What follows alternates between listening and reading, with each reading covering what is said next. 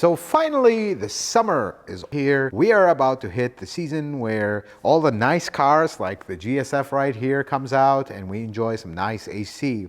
But then you go turn on your AC and we have a rotten smell that comes out of it. It almost feels like a sewer smell coming out of your AC vents. This is a problem that is very common with Lexus and Toyota models. And in this video, I want to share with you some things you can do first to prevent this from happening, but if it does happen, how do you fix it? And then how do you prevent it from happening again right after this?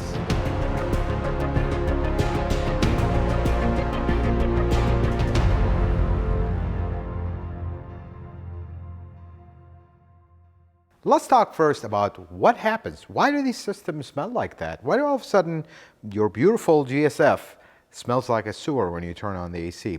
So mildew and mold, they are something that is around us. It's very easy to get the conditions right to have growth of mold and mildew. And that is no exception to cars. Here is a typical recipe of cars that get this bad smell. It's a garage queen, casing point right here. It's a car that is driven on hot days only, like this one, not driven in the winter. So if you live in an area like Chicago area in the summer, or you live, for example, in Florida, hot, humid summers, this is the key. And you park it in a garage. See, mildew and mold, they need humidity, dark space, they will grow.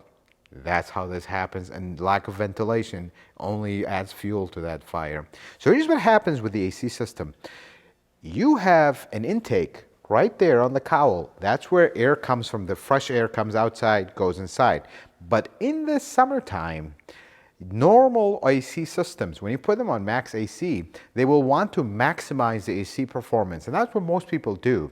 So they'll shut off the outside air because we don't want to start getting hot air from outside and cool it, then put it in the cabin. We want that same cool air to circulate to give you maximum cooling effect. But in the normal operation of ACs, you'll have condensation. That is just normal. You have the hose that drips underneath the car. That is very normal. But here's what starts happening. You have water inside, high humidity, and then you're not circulating fresh air. Now you have stagnant air kind of circulating. Then you go and park your baby in the garage, which is a dark, humid, hot place, and you already have the moisture. And then you repeat this over and over and over. Before you know it, you have mold and the thing reeks inside. That's why this is a problem. Now you're going to be wondering right now, well, why is only this car does that? Not every car I've owned, and I've treated them exactly the same way. Well, that is actually the next section of this video. So why do Toyota and Lexus have this problem more than others? That has to do with Toyota's conservativeness, and this will shock you. See, most other car manufacturers, their systems for AC are so modern and overcomplicated, and they just try to put more stuff. That's why they break all the time. Toyota, however, and Lexus equally, their systems are ancient.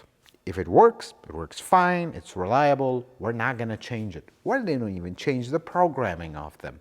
So here's what happens. Toyotas and Lexus equally, at least the old, semi-older ones, unless you get to the newest ones, they will not have fully automatic AC systems where they have a function to minimize the smell. So what these cars will do, if you leave it on circulate, like your AC button on circulate, it'll stay there when you shut off the car. It will not automatically open it to let air out. Some cars, especially the Germans, they will even run the fan when the car shuts off to dry things inside so you wouldn't have the smell. Toyota and Lexus completely skips that because that's too complicated. Now you need a bigger battery. Now you need all these computers to stay alive and do that. They don't do that. So they're very susceptible to this. And there is a way to minimize this. And there is a way to fix this if you have it. Let's start talking about what do you do to fix this problem first, and then we'll talk about prevention and after repair prevention so you know what's going on. So what do you do if you have the bad smell? Well, luckily, Toyota developed a kit that actually fixes that exact problem. And the way this kit works, it's a two-part kit. Well, you'll see us use this. You'll know how to use it as well if you're DIYing this. But now that you know what the problem is, you need to know that the solution is not just masking the problem. This is the important part. You need to surgically go in and remove the mildew first, then get rid of the lingering smell, then the problem is fixed. Now, you can't surgically tear this entire beautiful GSF apart and start scooping everything and disinfecting everything and we're good. That's not feasible because you have to basically tear the entire interior apart. But this is where this kit really works well. This kit is a two-part kit. The big bottle is the disinfectant and the surgical remover. The second part is just to get rid of the lingering smell. It is very important that you follow these instructions exactly as we're going to outline them in this video, because otherwise you're just going to waste your money buying this kit, waste your time doing this process, and then we're back to square one. But more importantly than that, you must do the prevention steps that we're going to talk about later in the video. So the first thing we're going to do here is we're going to remove the cabin air filter. You're going to discard the cabin air filter. You need to get a new one when we do this process. But while we are doing this process, you will not insert the cabin filter until we're completely done. So having removed the cabin filter, we're going to put the car up in the air. We're going to start with step one.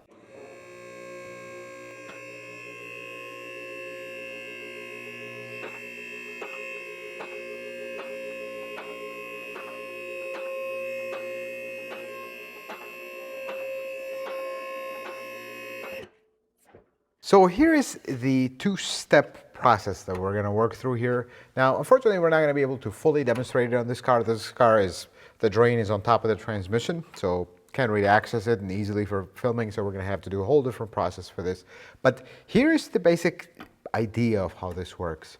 So you find your AC drain. Normally, it is in the area where the bulkhead starts or the firewall starts. That's where the AC gravity drains. And the easiest way to find where your AC drain is, drive your car on a hot day, AC on.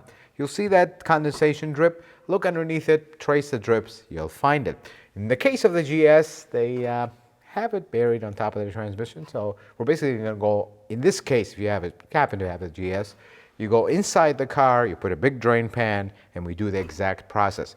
But I will actually show you what happens so you can actually see it live. So this is the cleaning agent. When you spray it, it's going to be a foam. So let's kind of spray a little bit of it. Do you see how it is a foam? But as you let the foam run, it's actually going to turn into water.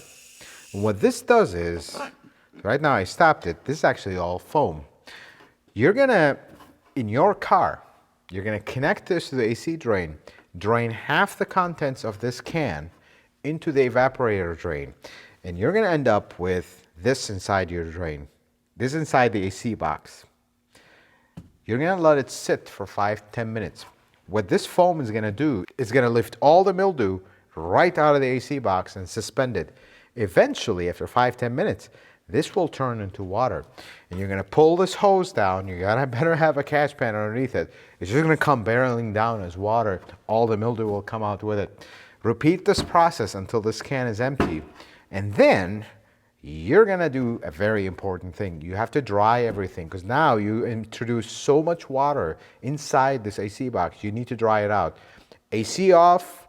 You are going to open all doors and all windows, and you're going to run the fan without AC. So AC off, full fan. Make sure you don't breathe this stuff, because it's going to come at such high concentration. It could make you dizzy. So you're going to run the fan until the evaporator is completely dry. Let it run for 5-10 minutes and we're good. And then, only then, will you move to step two. You notice this is, still have a little bit of foam. You need to take 5-10 minutes. This is how this process works. I wish we could have demonstrated it a little bit more. So you're basically gonna put this, press the can until there's halfway, leave it connected, wait 5-10 minutes, Take this off. As soon as you take this off, water will come down. Then once the water is done draining, put this back in, spray the rest of the can, and then wait again 5-10 minutes, take it out, and you're done with this step. Let's move to step 2. Now we talk about step 2, and it's vital. Step 2 is very important that you do it correctly. After we have dried our evaporator, remember when I told you run the fan, AC off, cabin filter removed, and we're gonna just open all windows, all doors, and we're gonna run it until there's no more water coming out of the vents and everything is dried. Run it at least 15-20 minutes like that. Do not sit in the car. After we've done that, we've dried the evaporator, and ideally, I'll give you this small advice, wait the next day. And that's exactly what we're gonna do here, because we just did that process. We're gonna do this actually tomorrow, but I'll show you how to do it. Now you're gonna close all windows and doors, turn off the AC, keep the fan or full blast on one position. So basically, let's do it on face. Do not sit in the car, do not breathe this stuff. It's not good. Make sure you're always on fresh air when you're doing both, not to recirculate. Find the intake. In this case, it is right here. This is the intake for your AC system. You're gonna take this can and you're gonna spray it until you have half the can left. Then, let it air out a little bit. Open the door, try not to breathe the stuff. Change the direction of the airflow to floor. Do the same thing. The one thing you should not do is do not point it at the glass, because then you will have this stuff on the glass to clean later. Spray the entire can on this cowl. It will be absorbed inside. At this point, your cabin filter is not there. You do not install a cabin filter until we're completely done with this treatment. After this entire can has been sprayed here and done, you're gonna leave the car to run for 5 minutes at least. I recommend 15 minutes. Then, this is the step that is actually not in the directions on the cans. You're gonna open all 4 doors, or all 4 windows at least, and leave it running for another 15 minutes. Let it just air out. Then for the next 24 hours, we're gonna leave ideally the car in the garage with the windows open. You want to air it out. These are very harsh chemicals. You don't want them breathing. Don't be driving it with the windows closed and you see full blast, because you will smell the remnants of this for a few days. It will linger. So kind of let it get fresh air. Never put it on recirculate when you're doing this process. Always fresh air. Finally, after all this is done and you're ready to drive the car, install a new cabin filter. Make sure it is a charcoal filter, and you will know it is a charcoal filter if it comes in a plastic bag when you get it, because these filters, once they're exposed, they get activated and they only last a year, then they become just like any paper filter. So this is basically the end of this process. Now let's talk about some prevention steps. So what do you do to prevent this issue, or if it already happened to you and you did this process, how do you prevent it from happening again? This is very important, folks. Number one, if this problem has already happened to you, you need to discontinue using regular cabin filters. You need the carbon-infused cabin filters, or the charcoal cabin filters, or whatever you want to call them. And you must replace them every year or 10,000 miles. Unfortunately, that is the case. Just certain driving conditions will make this problem stronger than other driving conditions. The second thing is, if you park your car in a garage and you live in a hot, humid area, as you're approaching your house, let's say you are 5 minutes away, turn off the AC but keep the fan going. What this will do is it will dry the evaporator, it will dry the AC case, and now you don't have as much moisture as you did if you had full-blown AC and you parked in your garage. Everything is still dripping from the condensation. This gives a chance for things to dry. That significantly helps. And possibly the biggest thing that you have to do in the summertime, don't use maximum AC. Folks, when you get in your car, it's very hot, use maximum AC. But once the car is cooled down, take it off of max AC mode. Use fresh air. Only use recirculate when you're trying to cool the cabin very rapidly, but once it cools, take it out of recirculate, let it on fresh air. And the thing is, you're driving the street, there's this big old car in front of you that's smoking, or a diesel truck that smells horrible. Turn on recirculate so you're not smelling that, but then shut it off again. That is very important. That is vital. And then the other thing is ventilate your garage. Keep the lights on. Some people will just shut off the light. That little light helps, folks. These are the things that you will do to prevent this. Eventually, though, certain conditions, your garage is too humid, you live in an area where it's too high humidity, is eventually it might return. And the other thing that you can do is use auto mode in the newer cars, because unless you have your AC on auto mode, it will not do its prevention cycle where it'll automatically open things. It'll actually dry up the evaporator on the very newest cars. It will not do that if you're not in auto. Most people, and this is something that mechanics seem to have infused in people, you cannot leave your AC on. When you shut off the car, you gotta shut it off first, then shut off your car. Folks, if we're in the 50s, that's the case. That's not the case for a very long time. Leave your climate control on auto. Set the temperature. If you're in the US, 72 is the ideal temperature for all season long. Do you know that? And if you're the kind of person that usually is warmer than usual, keep it at 68 at all the time.